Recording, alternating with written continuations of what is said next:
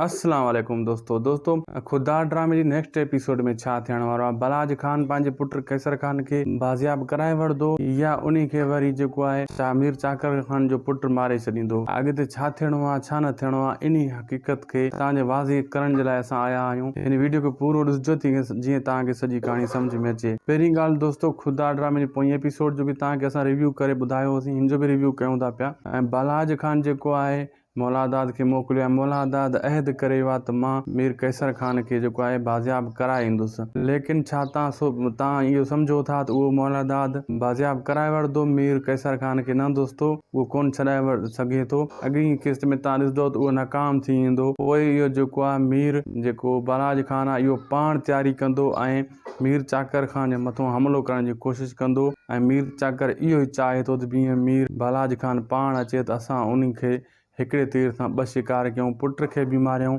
ऐं उन्ही खे बि मारियूं। ऐं ईअं कान थींदो। मीर बलाज खान को हल्को न आहे, लेकिन मीर बलाज खान पंहिंजी ताक़त ऐं पुरज़ोर तरीक़े सां पंहिंजे पुट खे छॾाइण जी कोशिशि कंदो। इहे काफ़ी क़िस्तां लॻी वेंदियूं इन खे जेको आहे न इन कहाणी खे अॻिते छिकण में। अगरि यकदमि जो पुट छॾिजी वञे थो त पोइ अॻिते झेड़ो कीअं वधंदो? झेड़े खे त वधाइणो आहे न।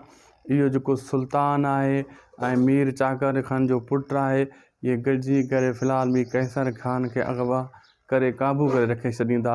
ऐं मीर बलाज खान हाली तड़पंदो रहंदो ऐं पुटु पंहिंजे जे लाइ कोशिशूं कंदो रहंदो। ऐं मौलादाद नेक्स्ट एपिसोड में तव्हां ॾिसंदो त नाकाम थी करे मोटी ईंदो। हीउ वीडियो तव्हां लाइ हुयो दोस्तों। उमेद आहे वीडियो तव्हांखे सुठो लॻो हूंदो। महिरबानी करे अहिड़ी अपडेट जे लाइ असांजो वीडियो पूरो ॾिसंदा कयो जीअं तव्हांखे सॼी कहाणी सम्झ में अचे। तव्हांजे लाइ ई असां ही अपडेट आणींदा आहियूं। ऐं महिरबानी करे यूट्यूब चैनल खे सब्सक्राइब करणु न विसारींदा।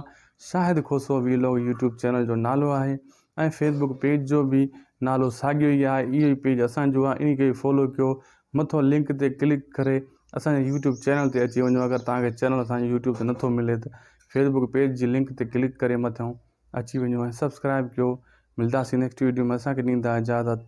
सिंध सलामत, साथ सलामत, ख़ुदा हाफ़िज़।